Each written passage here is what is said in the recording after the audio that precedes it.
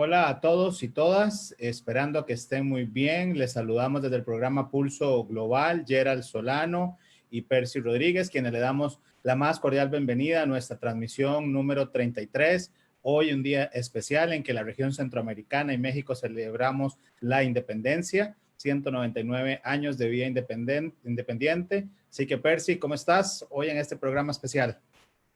Hola Gerald, viva la independencia. Saludos a quienes nos acompañan, bienvenidos y bienvenidas a este programa en el cual estaremos dedicando nuestro tiempo al tema Centroamérica, Camino al Bicentenario. Y es que precisamente este es un tema que hoy queremos compartir con ustedes y como saben, en este espacio analizamos junto con otros analistas todo lo que acontece en el panorama internacional.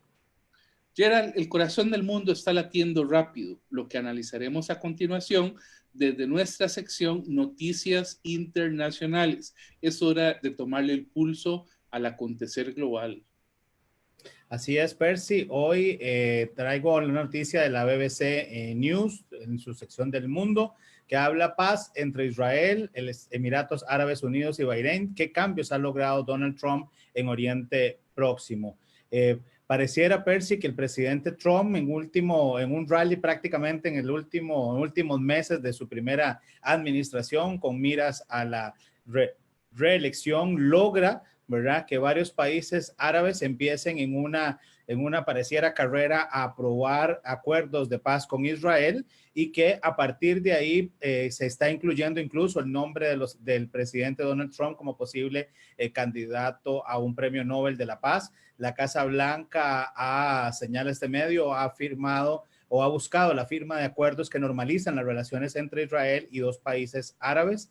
Los defensores del acuerdo lo presentan como una oportunidad para avanzar hacia la paz en la región y según lo pactado, Israel frena la anexión de territorios palestinos ocupados que había sido anunciada por su primer ministro Benjamín Netanyahu. Así que Emiratos Árabes Unidos y Bahrein normalizan sus relaciones con Israel. Y Percy, creo que vas a coincidir conmigo, es un tema que creo que debemos dedicarle definitivamente un programa acá en Pulso Global. Sí, así es, Gerald. Es un tema que se las trae, sin duda, porque, bueno, ¿quién iba a decir, verdad? Bueno, sí lo dijimos aquí. Recuerdo que dijimos que si Emiratos Árabes firmaba, podría desencadenar un efecto dominó. Bueno, Bahrein, por ejemplo, ¿verdad? Pero sí es un tema que vamos a tener que tratar contigo.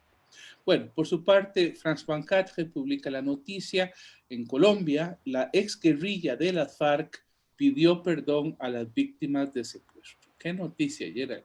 Qué complicado, ¿verdad? El partido FARC, que es un partido político surgido después de la desmovilización, dice la noticia en el 2016, ¿verdad? Cuando se crea después de pasar, digamos, de guerrilla a partido, se disculpó con los colombianos. Bueno, aquí lo que está sucediendo es que el último de los comandantes, Rodrigo Londoño, y un grupo de otros 7 comandantes realizaron una carta a nombre del partido FARC en la cual ellos se disculpan, están pidiendo perdón a las víctimas de los secuestros que ellos realizaron.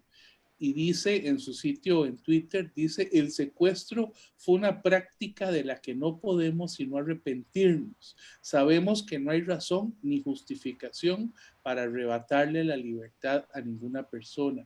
Reiteramos nuestro compromiso para rendir cuentas ante la justicia. Bueno, en el caso colombiano, todo este tema, digamos, de los acuerdos de paz, de la desmovilización de la guerrilla, se hizo en términos de una amnistía relativa. Es decir, recordemos que la mayor parte de la población no estaba de acuerdo con dar una amnistía total, ¿verdad? Incluso se decía que era una vergüenza generar temas, digamos, de amnistía para los actos de guerra que se cometieron de un lado y de otro, y por eso hubo un acuerdo distinto, por ejemplo, al de El Salvador y otros lugares donde la amnistía fue por muchos años. Recuerdo en el caso de El Salvador que después de 25 años fue que se abolió la amnistía, la ley de la amnistía, pero en el caso de Colombia en este momento esa parte no se firmó y todos los casos de secuestros que las FARC cometieron pueden ser, algunos ya están, pero van a ser conocidos por algo que se llama la Jurisdicción Especial de la Paz, ¿verdad? En donde pues será un órgano encargado de juzgar los crímenes cometidos durante este conflicto armado en, en Colombia. Se cree incluso que pudieron haber más de 500 personas en cautiverio. Bueno, y siguiendo en América Latina, Percy, Sputnik News habla corrupción versus corrupción. La crisis política en Perú no termina. La agitación no da tregua en la política peruana, inmersa ahora en un cruce de acusaciones de corrupción que incluye a un cantante, grabaciones clandestinas y un pedido de institución contra el presidente Martín Vizcarra. El líder del Frente Amplio en el país, Marco Arana, dijo a Sputnik que el Congreso busca pasar de villano a héroe. En un sistema bastante convulso, una historia bastante triste, la peruana, ¿verdad? Tenemos presidentes o expresidentes presos, presidentes que han tenido que dimitir por casos de corrupción, y ahora el presidente Martín Vizcarra tendrá que comparecer este 18 de septiembre ante el legislativo para valorar la posible destitución. La crisis política que afecta a Perú desde el 2018 ya ni siquiera logra ser opacada por el impacto que la pandemia de COVID-19 ha tenido en el país sudamericano y vuelve a enfrentar a los poderes ejecutivo y legislativo a poco más de 6 meses de las elecciones generales fijadas para abril del 2021. O sea, lamentablemente continúan estos temas en América Latina, en este caso Perú nuevamente ante una encrucijada política que enfrenta a dos de los poderes, lo cual, como hemos conversado y analizado en este programa, es un impacto y un deterioro para la institucionalidad democrática, para la credibilidad de los sistemas democráticos en América Latina, y sin duda un tema que invitamos a nuestros amigos de Pulso Global a darle seguimiento en nuestras redes sociales. Bueno, en otro lugar en donde está pasando algo similar, cuál es el descrédito de la democracia, es en Bielorrusia. El periódico El País publica la noticia: Putin reafirma su apoyo a Lukashenko con un crédito de $1.500 millones. Dedicamos un programa completo a este tema y hemos dado algunas noticias en programas anteriores, recordando que desde el 8 de agosto hubo elecciones en ese país, en Bielorrusia, que fueron ganadas por el que ha sido llamado por la prensa el último de los dictadores de Europa, que es Alexander Lukashenko, quien llega a la presidencia con un 80% de los votos. Claro, la misma historia de siempre: la oposición en la cárcel, la oposición exiliada, el camino de los tanques, ¿verdad? O de los armados. Ha sido una elección en donde la mayor parte de la población ha estado en las calles diciendo que hubo fraude electoral, y ha sido una elección además en donde ha habido cualquier cantidad de represión, a tal extremo que la semana pasada, ¿verdad?, comentamos que una de las dirigentes de los partidos de oposición había sido capturada, secuestrada y después encarcelada formalmente cuando estaba llegando a la frontera para poder salir de ese país. También es necesario indicar que, bueno, se reúne Putin de nuevo con Lukashenko en Sochi, ¿verdad? Donde tiene pues la residencia, digamos, Putin, ¿verdad? Para la residencia de verano, de vacaciones. Bueno, ahí se reúnen. Y bueno, lo que hay que decir es que el 50% del comercio de Bielorrusia se realiza con Rusia. Hay casi unas 2.500 empresas en Bielorrusia que tienen capital ruso. Rusia tiene los planes de crear una central nuclear que se piensa va a costar más de $10.000 millones. Así que sí, pues era pues muy obvio que Rusia iba a entrar en apoyo del dictador, porque ha sido siempre, ¿verdad?, ha apoyado el régimen de Lukashenko, pues un régimen que se volvió antidemocrático, muy parecido a las críticas que se le hace, por ejemplo, al régimen de Daniel Ortega, ¿verdad? Que pareciera que vuelve a ser de nuevo lo que criticó de aquel régimen de Somoza, ¿verdad? Antidemocrático. Bueno, estamos viendo esto con gran preocupación, pero ni modo, estaremos dándole continuidad a este tema. Así es, Percy, gracias por este espacio y por contextualizarnos. Gracias a ustedes por continuar con nosotros tomándole el pulso al acontecer internacional. Continuamos ahora con nuestra sección del personaje de la historia, el cual hemos decidido hoy dedicarlo a una pregunta. ¿Qué pasó en Costa Rica tras la llegada del Acta de Independencia desde Guatemala? Percy, así que te escuchamos.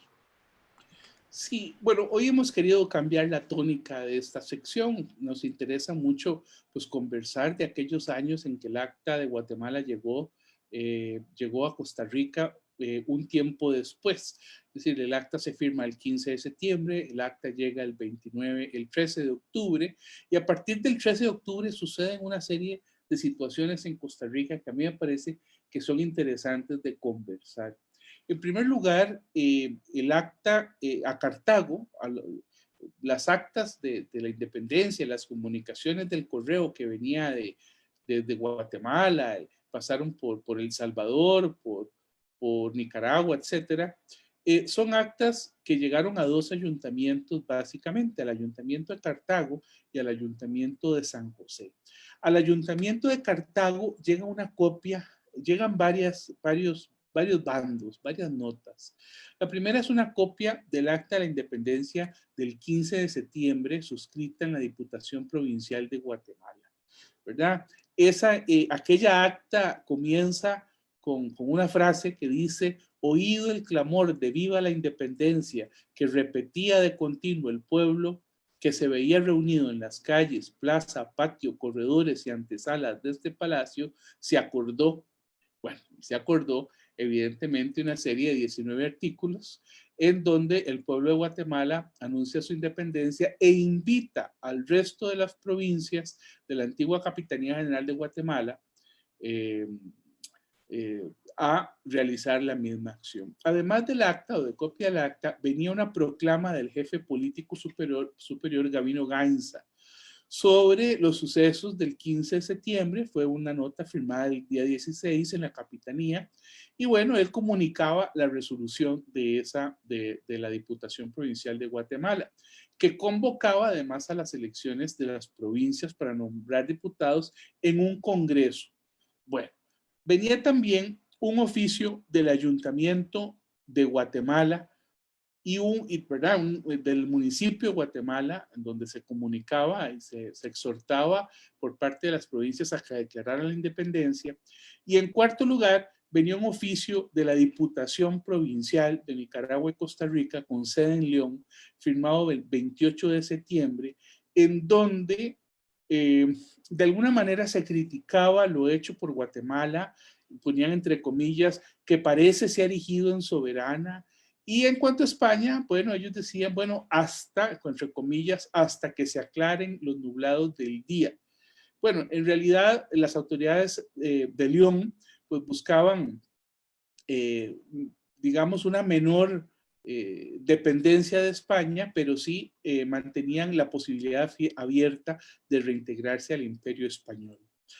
Bueno, en San José, en la municipalidad de San José, en el ayuntamiento de San José, llegaron, en cambio, otras notas. En primer lugar, llegó una carta de Pablo Alvarado Bonilla, un estudiante costarricense que se encontraba en Guatemala en aquellos años estudiando medicina, y este muchacho, pues, había estado, digamos, era un activista por la independencia, y le escribe al ayuntamiento de San José con fecha 22 de septiembre. De hecho, San José, cuando se reúnen, es la primera nota que la municipalidad abre, ¿verdad? Que lee en cabildo, en un cabildo abierto.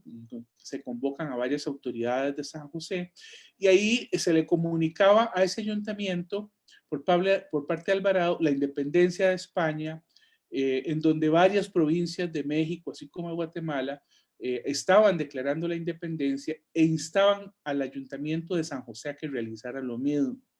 También le llegó a San José un oficio, el mismo oficio de la Diputación de León, de provincial con sede en León del 28 de septiembre, con el mismo tema de mientras se aclaran los nublados, ¿verdad? No, parece que Guatemala se ha erigido en soberana, era un poco lo que planteaba la Diputación de León.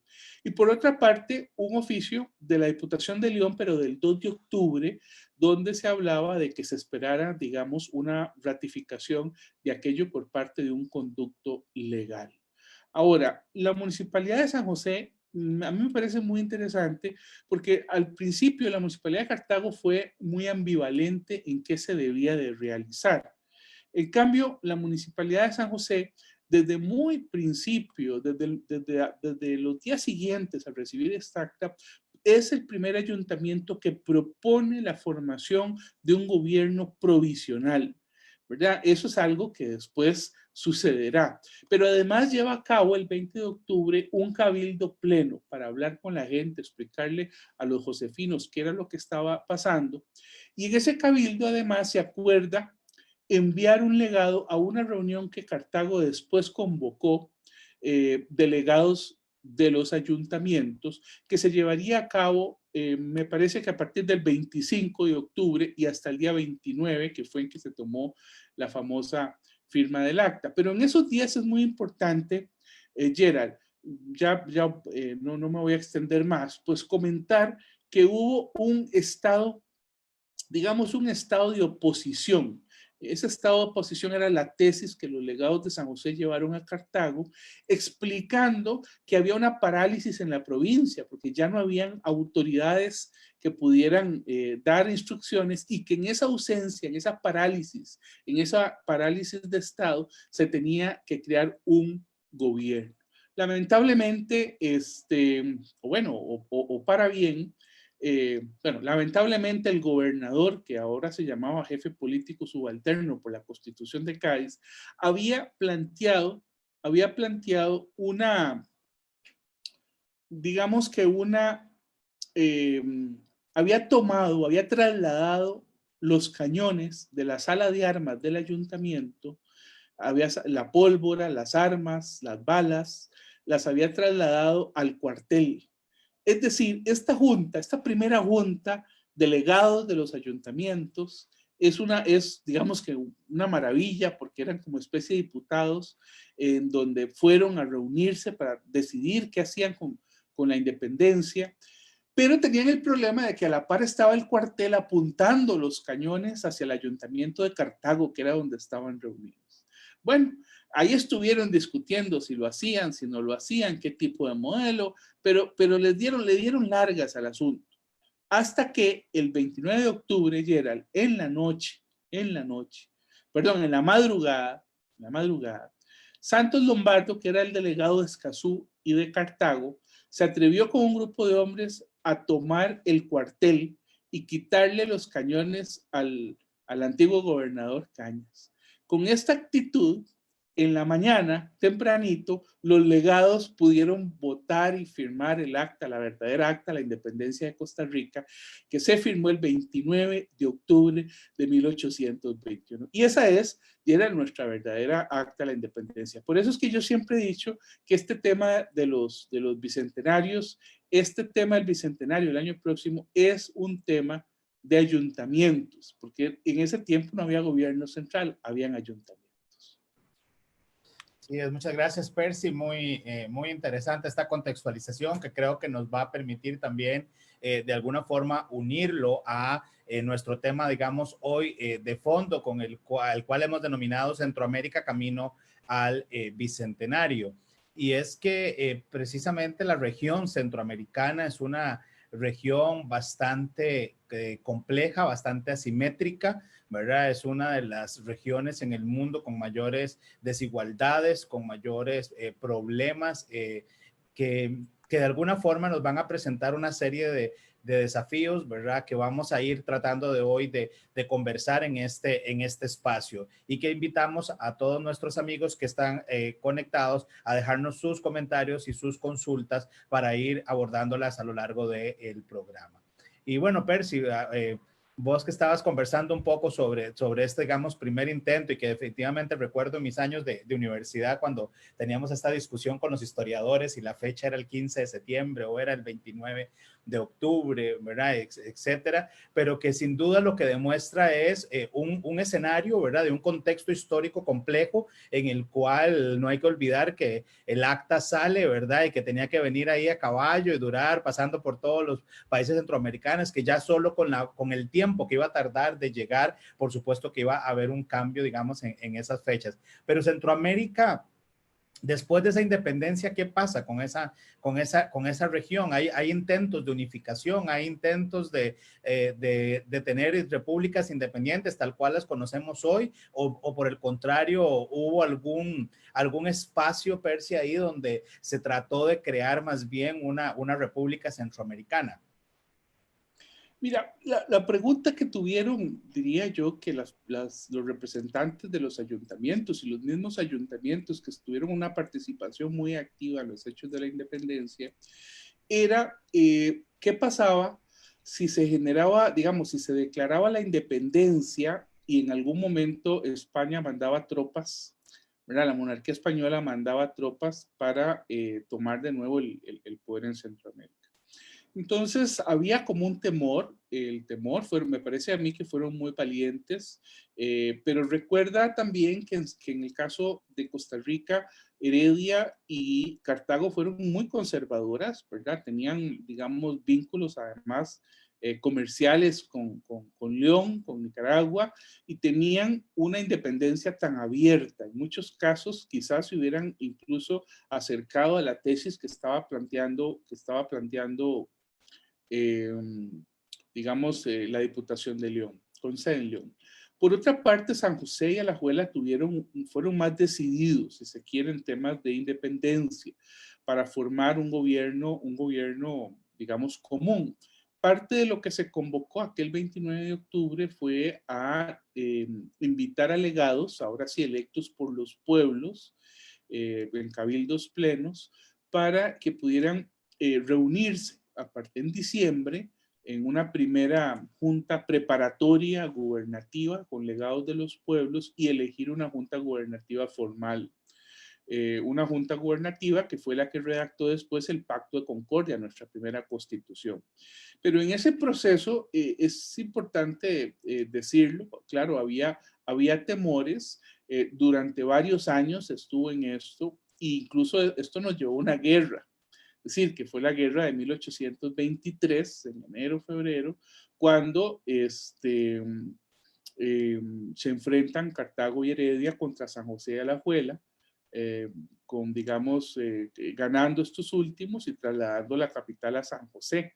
Pero más importante que eso, o además del mismo peso, o quizás más me parece a mí, fue la declaratoria de Estado, de independencia, ¿verdad? Es decir, son las ideas liberales, pero liberales no económicas, sino en el sentido político de la palabra, de libertades, las que de alguna forma triunfan en la guerra, en esta guerra, en la famosa guerra de Ochomoco.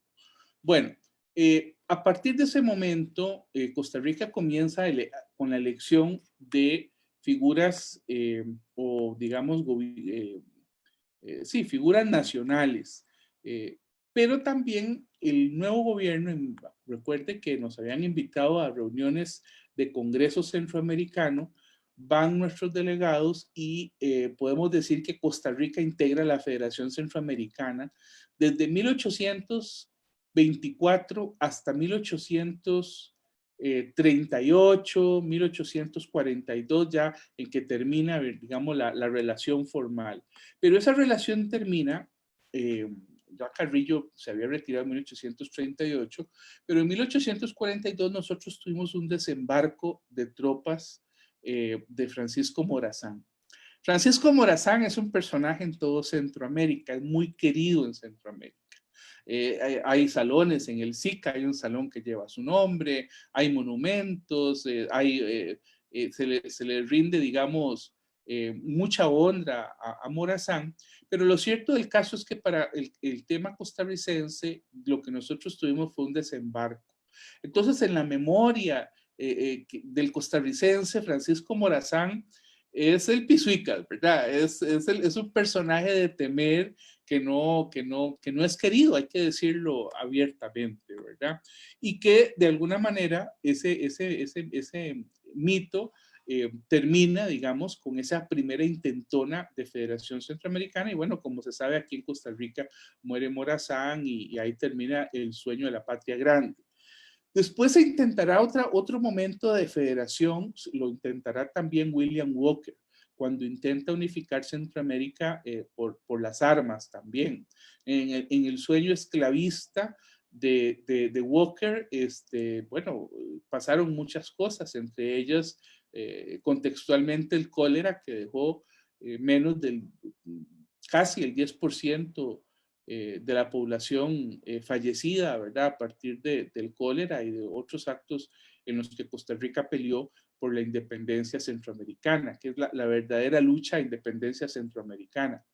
En otros países se le llama así, en otros países de Centroamérica.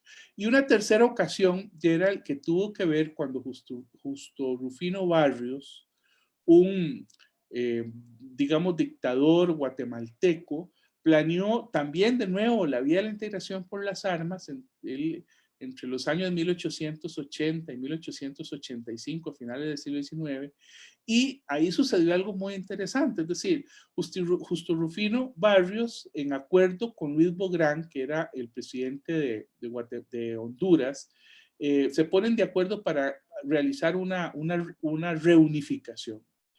Y lo que hacen es que invaden El Salvador, es decir, invaden El Salvador con la intención después de invadir Nicaragua y después de invadir Costa Rica. En Costa Rica, el gobierno de Tomás Guardia manda incluso 2.000 hombres, un ejército que entra incluso a Nicaragua, y cuando va por la mitad de Nicaragua, se informa que Justo Rufino Barrios murió en El Salvador, ¿verdad? Él había invadido El Salvador en marzo de 1885 y él fallece ahí. Bueno, y hasta ahí llegaron, digamos, las intentonas de unificación. Incluso en aquel momento fue interesante, ¿verdad? Porque se recibió por parte de Estados Unidos en Nicaragua al presidente Adán Cárdenas una serie de marines, de barcos que se enviaron hacia Nicaragua con el fin de defender Nicaragua y Costa Rica, y también Porfirio Díaz, el presidente de México, había trasladado cerca de 30,000 soldados a la frontera con Guatemala, ¿verdad? Para darle un alto a Justo Rufino. Bueno, Justo Rufino es un personaje muy interesante y si vos me permitís, Gerald, que me extienda en algo más, ¿hay alguna literatura social que se ha escrito acerca de este último de los dictadores que intentó la reunificación por las armas? Hay un poeta guatemalteco que se llama Ismael Serna y él le dedica, esto me lo enseñó mi papá hace muchos años, pero le dedica una poesía a Justo Rufino Barrios que se llama así, En la cárcel, dedicada a Justo Rufino Barrios, y en donde él dice así rápidamente, Gerald, ¿y qué? Ya ves que ni moverme puedo. Ismael está en la cárcel. Y aún puedo desafiar tu orgullo vano. A mí no logras infundirme miedo con tus iras imbéciles, tirano. Soy joven, fuerte soy inocente, y ni el suplicio ni la lucha esquivo, me ha dado Dios un alma independiente, pecho viril y pensamiento altivo. Bueno, mi papá me enseñó también que después Ismael Serna perdona al tirano. Y entonces le escribe una poesía que se llama El Perdón, y él la hace ante la tumba de Barrios y le dice: no vengo a tu sepulcro a escarnecerte, no llega mi palabra vengadora ni a la viuda, ni al huérfano que llora, ni a los fríos despojos de la muerte. Ya no puedes herir ni defenderte. Ya tu saña pasó tu hora, solamente la historia tiene ahora derecho a condenarte o absolverte. Y yo, que de tu implacable tiranía una víctima fui, Yo que en mi encono quisiera maldecirte todavía, no olvido que un instante de tu abandono, en tu abandono quisiste engrandecer la patria mía y en nombre de esa patria te perdono. Muy interesante, Percy, te permite extenderte precisamente porque uno de los grandes problemas que enfrentamos como región es conocer de nuestra cultura, o sea, es conocer de esa creación literaria que hay a nivel centroamericano, conocer, digamos, poemas centroamericanos, literatura, análisis desde Centroamérica. Estamos muy acostumbrados y particularmente en Costa Rica a conocer más textos estadounidenses o europeos con visiones incluso, ¿verdad?, más exógenas a la región. Y creo que ese es uno de los temas que tenemos pendientes en la Centroamérica, digamos, de hoy. Y quisiera, digamos, entrar a analizar, ¿verdad?, para que nos dé hoy tiempo todo lo que queremos compartir, de cuáles son esos problemas comunes que está enfrentando la región, Percy. Y es que a nivel social, como te decía, digamos, Costa Rica está en una región que es sumamente asimétrica, una región en la cual nuestros indicadores, y en este caso, hablo en el caso de Costa Rica, empieza a verse cómo sus indicadores cambian y se parecen más a los centroamericanos. Estamos hablando de mayor desigualdad, de mayores tasas de desempleo, mayores tasas de pobreza extrema. Tenemos países como el caso de Honduras, con San Pedro Sula, catalogada como una de las ciudades más peligrosas del mundo, incluso comparadas con Irak o Siria, que son países con conflictos armados, ¿verdad?, importantes. Tenemos altos índices de violencia, violencia de género, con componente de género, violencia para la juventud. Tenemos, hay datos preocupantes. Vinicio Cerezo hablaba, secretario general del SICA, hablaba hace un par de semanas en un foro que, de acuerdo a varias proyecciones, América Latina, a partir de esta crisis de la COVID-19, tendrá aproximadamente unos 3.000 millones de personas con problemas de hambre, desnutrición, y de esos 3.000 millones de América Latina, 44 millones van a estar en Centroamérica. Estamos hablando de un 7% de la población, o sea, es decir, estamos hablando de digamos, de muchísimos problemas que van a ir acrecentando a la, digamos, la problemática que ya traía la región a nivel, digamos, social. Pero hay también otros retos. Yo creo que si pudiéramos nosotros ir de alguna forma viendo ciertos temas, el primer gran reto, desafío que tenemos es pobreza, ¿verdad? Y ahí estamos viendo estos datos. Hay un segundo tema que es la institucionalidad democrática, ¿verdad? Estamos hablando de democracias que después de la crisis de los 80, ¿verdad?, llegan a firmar los acuerdos de paz, ¿verdad?, Esquipulas I y Esquipulas II, y con el cual damos inicio, ¿verdad?, a una reconfiguración de esa democracia en los 90 y que al día de hoy todavía muestra signos de debilidad, ¿verdad? Muestra signos de, digamos, de retos importantes de fortalecimiento de la institucionalidad. Caso de Honduras, si te acordarás, el golpe de Estado Manuel Zelaya, que termina acá en Costa Rica, cuestionamientos en algunos de los procesos electorales. Hemos hablado de Bukele, tenemos un programa que invitamos a nuestros amigos a ver sobre el tema de El Salvador, con algunos tintes que ponen de alguna manera, ¿verdad?, en la mesa y en la discusión el tema del fortalecimiento democrático, pero también hay grandes retos a nivel de temas de seguridad y en temas ambientales, y creo que vamos a ir ahondando un poco en ellos. Pero no sé si a nivel, digamos, social, y vos, Percy, que fuiste diplomático y te tocó vivir en El Salvador, un gran tema que preocupa no solo a El Salvador, sino a la región, el tema de las maras, el tema del narcotráfico, el tema de la violencia, ¿verdad?, que se ven, digamos, en estos países. No es una Centroamérica sencilla para poder, digamos, transitar, para poder circular, donde encontramos incluso, ¿verdad?, pueblos o comunidades donde es relativamente seguro, y casi que la recomendación es no se mueva de acá, ¿verdad?, porque en otras, si se sale de este radio podría correr peligro. Bueno, esa es la realidad de la Centroamérica, que hoy está a puertas de, bueno, celebrando hoy los 199 años de independencia, pero a puertas de un bicentenario, ¿verdad? Entonces, en lo social tenemos retos importantes. No sé cómo ves esta parte. Sí, a nivel centroamericano, en 1995, Gerald, se firmó un famoso tratado que se llamó el Tratado de la Integración Social Centroamericana. En ese tratado, digamos que lo que se buscaba era promover por parte de los gobiernos, pues, mejores mejor calidad de vida, disminuir la pobreza, ¿verdad? Un poco disfrutar de los beneficios del desarrollo sostenible. Sin embargo, Gerald, bueno, no sé cuántos años, 25 años de ese tratado, hay que decir que la integración social ha tenido muy poco impacto y también ha tenido poco impacto en contextos asimétricos. Es decir, en todos los análisis que uno hace de Centroamérica, siempre Panamá, Costa Rica y República Dominicana, que es parte del sistema de la integración, no sé por qué, pero siempre ha estado, logró colarse en el sistema de integración centroamericana y República Dominicana, se le llama, el SICA, ha logrado, digamos, han sido países que han tenido mejores indicadores de desarrollo social y económico, ambiental, etcétera.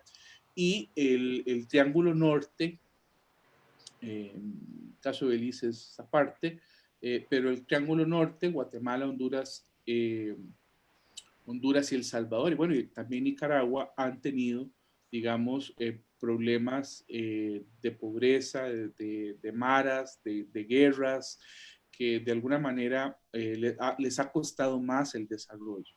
Yo creo que en el campo social, hay que decirlo, somos cerca de 50 millones de habitantes en Centroamérica, ¿verdad? Pero tenemos además una población muy dispar. Y tiene que ver incluso con las pirámides de población. Mientras en Costa Rica nuestra población está envejeciendo, en el resto de Centroamérica la población es sumamente joven todavía.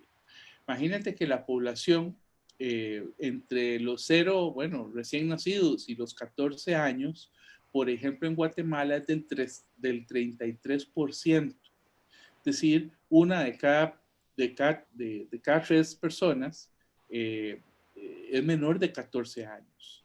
Los mismos indicadores para El Salvador, digamos que andan como en un 25, Honduras también, Nicaragua un poquito más, Panamá también anda como en el 26, es decir, son poblaciones en donde la pirámide es una pirámide normal, ¿verdad? Con ancianos, pocos ancianos en la cúspide, y conforme va llegando, digamos, abajo, a los años más jóvenes, es una pirámide más gordita. Pero en el caso de Costa Rica se va al revés, ¿verdad? En este momento está en Chita, en el centro, ¿verdad?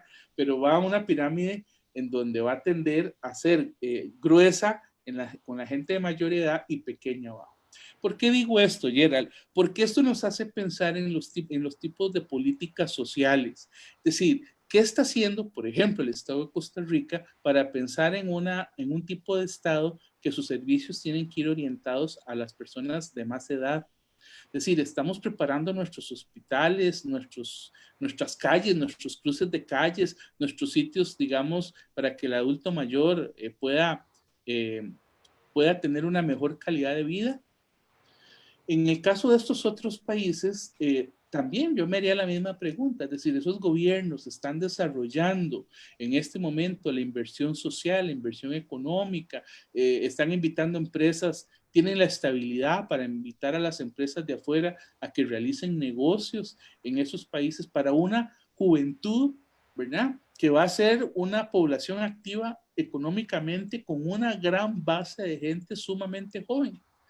A mí me parece que este tema, ¿verdad?, se las trae porque ahí nosotros podemos empezar a ver problemas sociales importantes. Y que Si a ya, eso le sumas. y que ya los hay, Percy, que ya los hay, porque precisamente lo que te iba a señalar es que el bono demográfico de Centroamérica en este momento es, digamos, el óptimo para poder aportar y crear alguna serie de políticas públicas que ayuden a la región a potencializar y superar sus problemas estructurales. Pero a mí, digamos, lo que más me preocupa es saber que muchos de esa población que está señalando, ¿verdad? Que ese grueso de esa pirámide son personas jóvenes que en este momento en la región están sin acceso a educación, sin acceso a agua, sin acceso a medios de salud, sin oportunidades de trabajo, y que lo hemos visto principalmente con las caravanas migratorias hacia los Estados Unidos, ¿verdad? Que se están viendo forzados a migrar, ¿verdad? A buscar mejores condiciones que no están logrando resolver en sus países de origen, pero que al final incluso hay declaraciones de jóvenes hondureños alrededor de 20 años, 18 años, diciendo que prefieren morir en el intento de tratar de llegar a los Estados Unidos que quedarse en su país donde se están muriendo, digamos, de hambre o donde no están teniendo, digamos, las oportunidades. Y ahí me parece que hay un desafío, digamos, fundamental para efectos de, digamos, de los retos que tiene la región. En lo económico pareciera, y es que lo quiero unir un poco para cuando hablemos del tercer tema del SICA, y es que en lo económico pareciera que es en los temas donde nosotros como centroamericanos, como ciudadanos, nos sentimos un poco tal vez más identificados. Es decir, es más fácil saber el trasiego que hay de mercancías, a pesar de los problemas que tuvimos ahora con el tema de COVID-19, pero que al final se logró, digamos, resolver en el marco de la institucionalidad. Vemos un tema de que conocemos los productos que hay centroamericanos, hay una, digamos, hay un comercio importante intrarregional, la región le exporta a México, a Estados Unidos, ¿verdad? Es decir, en el área económica pareciera que, por lo menos a nivel, y cuando hablo de económico me refiero a lo económico comercial, pareciera que podemos ver beneficios un poco más tangibles. Sin embargo, las economías centroamericanas presentan déficits fiscales ¿verdad? O tienen un gran reto de hacer grandes reformas fiscales porque siguen siendo muy altas, ¿verdad? En comparación con el nivel de endeudamiento y los resultados que estamos teniendo, pero también de economías que han sido, digamos, golpeadas fuertemente por fenómenos naturales, ¿verdad? Los mismos índices de pobreza que estamos mencionando en lo social afectan ese crecimiento realmente, digamos, económico y que ahí la región presenta, digamos, un nuevo desafío. Temas de reformas fiscales, temas de fortalecimiento en la institucionalidad económica y, por supuesto, cómo hacer que la región, digamos, crezca. Y yo a eso le quisiera añadir, Percy, la preocupación que hay en términos del rol de los Estados Unidos como uno de los principales mercados de exportación e importación, uno de los principales inversionistas, ¿verdad? Y uno de los principales, digamos, promotores de turismo en la región, digamos, centroamericana. Y que en medio de esta crisis de la COVID-19, obviamente va a estar, digamos, proyectado un crecimiento o una desaceleración de la economía norteamericana que tendrá, queramos o no, un impacto económico en la región. Sí, yo comparto con vos plenamente. Mira el tema, por ejemplo, laboral. Es decir, hablamos de asimetrías porque en países como Guatemala, Honduras o Nicaragua, más del 40% de la población todavía es población rural. Es decir, es población que vive en sectores agrícolas que tiene que ver con ese tipo de trabajo, ¿verdad? Ahora, cuando uno plantea esto, Gerald, uno podría decir, bueno, en muchos países la respuesta ha sido el turismo, pero la balanza turística en Centroamérica sigue siendo muy baja. Es decir, imagínate que solamente el 4% de la población, perdón, el 4% del PIB, del Producto Interno Bruto, tiene que ver con turismo, ¿verdad? Es muy bajo. Bueno, si a eso le sumas el costo promedio de los combustibles, en Costa Rica es más caro que en el resto, pero siguen siendo altos, hay una paradoja económica, de integración económica, a pesar de que en 1993 ya firmamos el protocolo de Guatemala, en donde pareciera que la integración económica avanza. Para Costa Rica ha sido favorable, es donde todos sí estamos de acuerdo en que haya integración, ¿verdad? Para que el comercio sea mayor, ¿verdad? Pero está dependiente también, está pendiente la creación de un modelo de bienestar más equitativo. Solamente para dar una idea, Costa Rica tiene un saldo positivo, una balanza positiva digamos, en su comercio con la región. Nosotros tenemos que decir que es más lo que exportamos que lo que importamos de Centroamérica, es decir, Costa Rica tiene buen negocio, ¿verdad? Se exportan medicamentos, salsas y preparaciones, pañales, antisueros, la preparación de bebidas, productos de panadería fina, textiles y confección, cable eléctrico. Es decir, pareciera que Costa Rica ha estado muy bien posicionada desde aquellos años del mercado común centroamericano, ¿verdad? En los años 60, Costa Rica ha sido, digamos, de los países más beneficiados en términos de su comercio con Centroamérica. Incluso yo me atrevería a decir ahorita no manejo el dato, pero sí recuerdo que había hecho un estudio, era unos 5 años o menos, y ese era el dato que yo tenía, que después de Estados Unidos, nuestro segundo socio comercial, ¿verdad? No era, en ese momento no era China, no era Europa, no, era Centroamérica. Era Centroamérica como región, incluida República Dominicana, ¿verdad? Entonces ahí teníamos, digamos, una exportación más alta, en donde solamente el 33% se hacía desde zonas francas. Es decir, el resto era digamos que a partir digamos, de exportación de empresas, de empresas no de zona franca. Ahora, también hay que decir que curiosamente aquí nosotros más exportamos es a Panamá. El 25% de nuestras exportaciones van para Panamá y en segundo lugar para Guatemala. Y es el tercer lugar el que ocupa Nicaragua. El cuarto, Honduras, después El Salvador. Y bueno, a Belice nosotros en este momento no le exportamos mayor cosa. Ahora, en el tema de la seguridad, tienes razón, es decir, ahí nosotros tenemos una deuda, digamos, hay un problema serio, ¿verdad? Porque a pesar de que fue una zona en que tuvo guerras, ¿verdad? Y que eso siempre fue un limitante para que los costarricenses, digamos, accedieran a la integración. Tenemos que entender que Costa Rica siempre ha sido como reticente, ¿verdad? No participa del Parlamento Centroamericano, no participa de la Corte de Justicia Centroamericana, a pesar de que en algún momento de la historia la sede estuvo aquí en Costa Rica, primero en Cartago y después donde está ahora la Casa Amarilla, ¿verdad? Pero bueno, este tema de la seguridad es una problemática importante, Gerald, porque sabemos que las maras siguen haciendo de las suyas en El Salvador, en Guatemala, en Honduras, y eso ha sido un problema, digamos, es un problema por los niveles de violencia que se tienen, ¿verdad? Esas diferencias asimétricas de las que hablábamos. También en el tema de la mujer, a pesar de que el SICA ha hecho un trabajo importante en apoyo, digamos, a la implementación del tema de la igualdad política y la igualdad de género, con el famoso programa PRIEC, ¿verdad? Ha buscado que se dé mucha asistencia en el campo de las mujeres para la región. Lo que sí es que todavía hace mucha falta la equidad. Es decir, sabemos que si en Costa Rica muchas veces Costa Rica es machista, bueno, ¿qué decir del resto de los países, verdad? Es decir, ese sigue siendo un obstáculo importante para el desarrollo, digamos, de diversos sectores.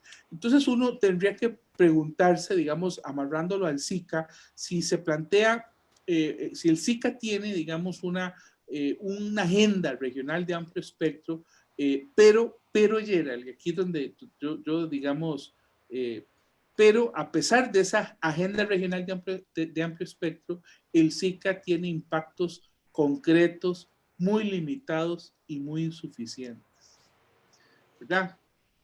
Sí, y ahí creo, Percy, bueno, que yo antes de entrar a ver temas SICA, para cerrar, digamos, dos puntos. Uno que agregaría es que precisamente la educación en la región, que era un tema que te estaba mencionando, no le está llegando realmente a toda la población. Y eso es uno de los elementos fundamentales para poder cambiar esa percepción más patriarcal y más de machismo, ¿verdad? En el caso puntual que hablabas de temas de género. O sea, es una de las regiones donde más femicidios hay, es una región donde hay incluso violaciones muy claras con asesinatos y violencia física, agresión física a poblaciones minoritarias como la LGTB en Centroamérica, ¿verdad? Es decir, hay poblaciones indígenas que están siendo, digamos, también, digamos, maltratadas y excluidas dentro del mismo foco de la seguridad, a pesar de que la seguridad democrática es uno de los pilares de la integración, ¿verdad? Es uno de los pilares del mismo SICA. Y ahí, digamos, tenemos una gran tarea pendiente.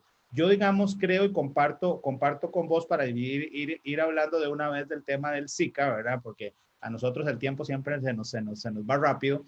Y es que tenemos retos importantes también en lo ambiental, Percy.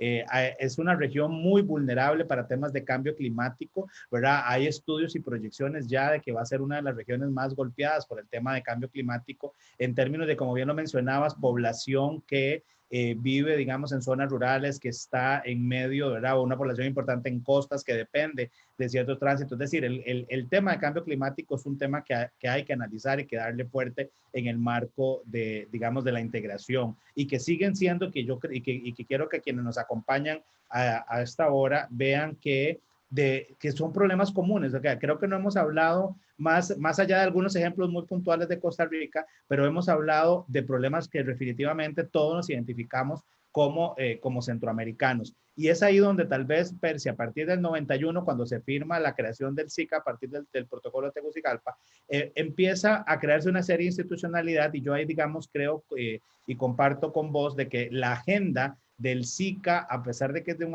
amplio espectro, a pesar de que hablamos de que hay aproximadamente unas 45 instituciones dedicadas a temas de integración, ¿verdad? Con sus agendas muy particulares, creo que hay un tema importante, y es que el sistema, al ser, digamos, tan grande, ¿verdad? Al tener tanta institucionalidad, incluso ha sido reconocido como uno de los procesos más sólidos, digamos, que tiene el continente. A pesar de ello, como bien señalas, hay una limitación en la forma de resolver los problemas, y es que todavía muchas de las soluciones siguen pasando a lo interno de los estados, y estados que, como decíamos, no tienen una institucionalidad fuerte. O sea, mientras estamos enfrentando temas importantes como la COVID-19, que requiere de acción multilateral, de respuesta multilateral e institucionalizada en el marco del SICA, por supuesto, como escenario, encontramos decisiones a lo interno de los países más preocupados por temas políticos, por temas de división de poderes, etcétera, que hace que todavía la toma de decisiones sean mucho más complejas, ¿verdad?, de lo que podrían ser. Sin embargo,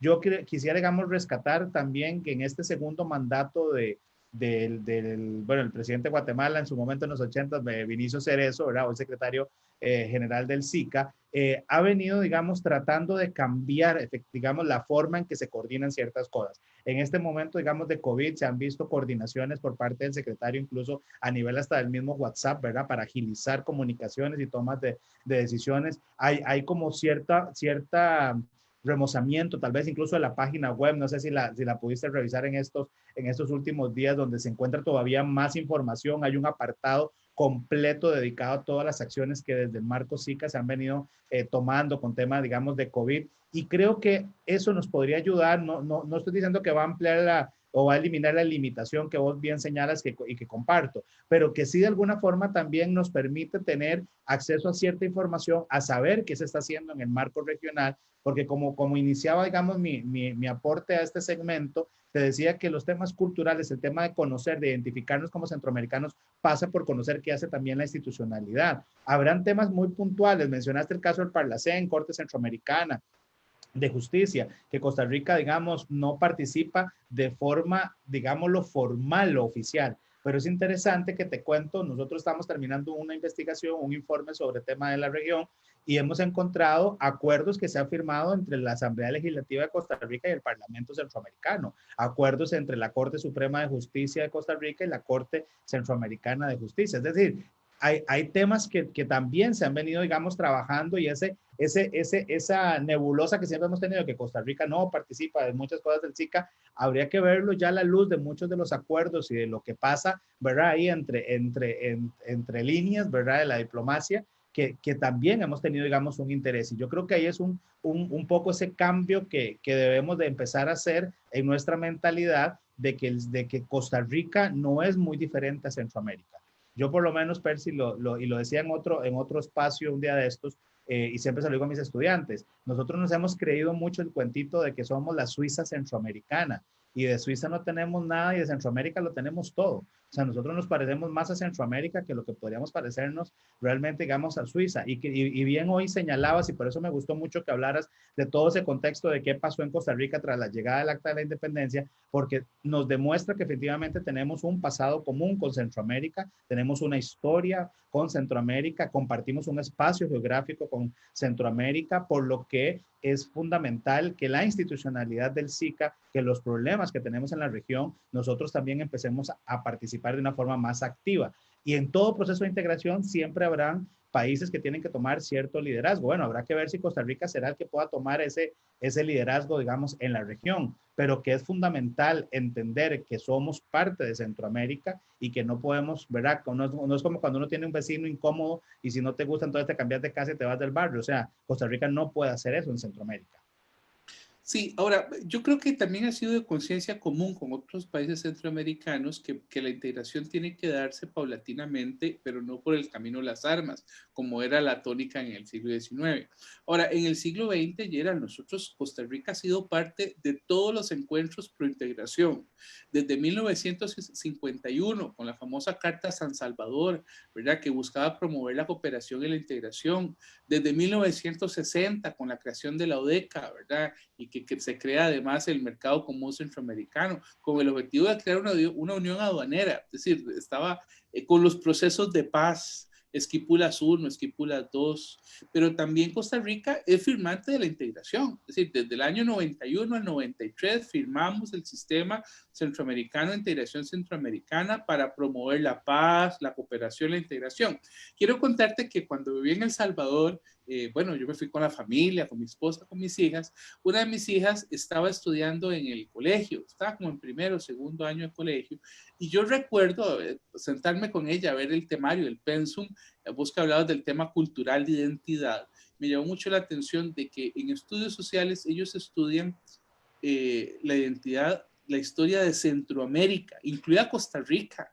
Ven los volcanes, las capitales, bueno, la historia tradicional como la dan, pero es el pensum, digamos, de una identidad general, ¿verdad? Se aprende en las capitales, los aeropuertos, los puertos desde Panamá hasta Belice, ¿verdad?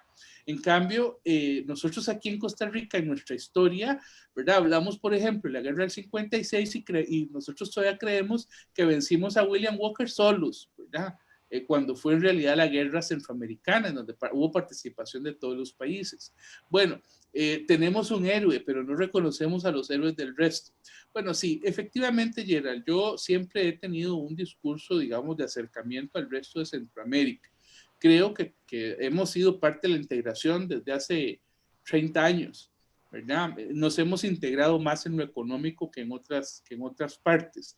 Ahora, lo que sí es cierto es, digamos, que el SICA, y además yo sí, también comparto con vos que con el presidente Cerezo, que además fue uno de los firmantes de los acuerdos de paz, con el presidente Cerezo, la agenda regional se remozó, ¿verdad? Tenemos una agenda de seguridad democrática, de gestión del riesgo y del cambio climático, de integración social, de lucha contra la pobreza, de integración económica, de fortalecimiento de las instituciones democráticas, pero Gerald, es decir, todavía los avances concretos han sido insuficientes. Eso es lo que yo percibo, ¿verdad?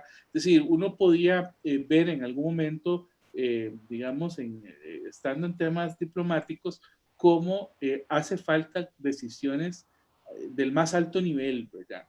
Y muchas veces los documentos de trabajo señalaban con claridad sus faltantes, las incongruencias, las debilidades, las duplicidades existentes. Además, un SICA, ¿verdad?, que fue creado y ideado desde el punto de vista de la integración europea, pero con un diseño igual al europeo. Es decir, tenemos demasiadas instituciones en países pobres.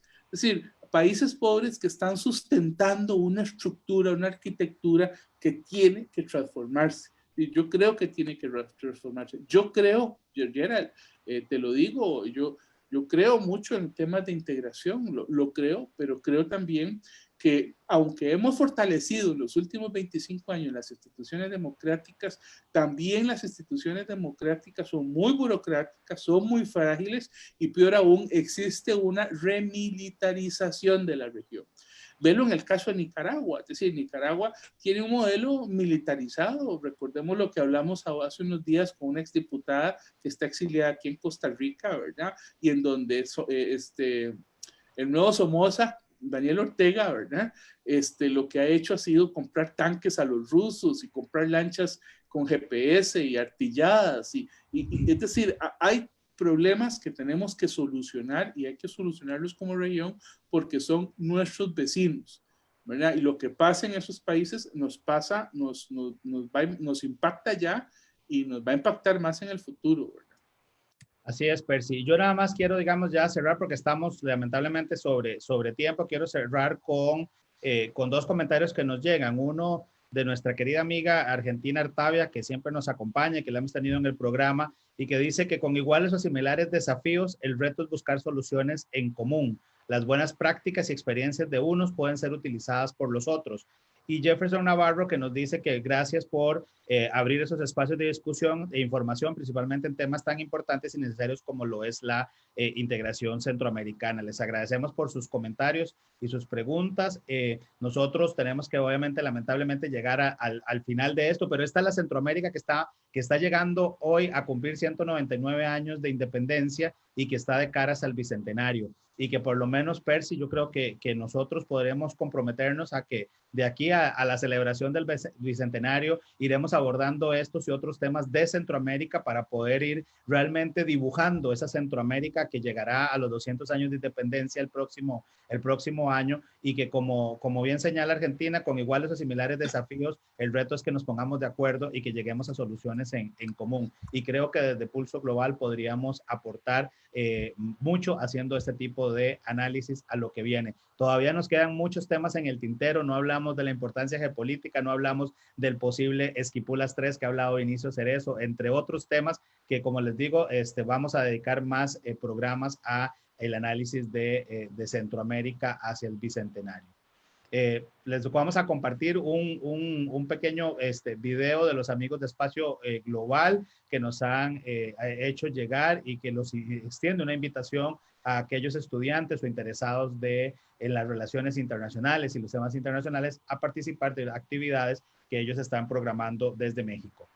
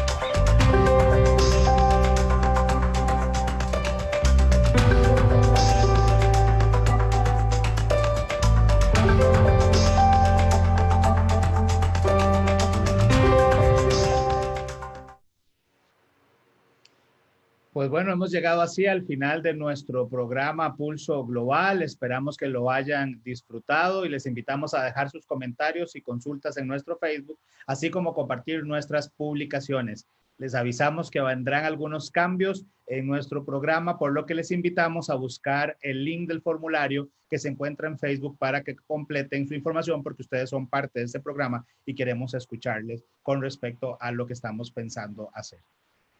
Agradecemos a nuestros patrocinadores Sinred Consulting, Editorial Iscandé y Gráfica Creativa por su apoyo para que este espacio sea una realidad.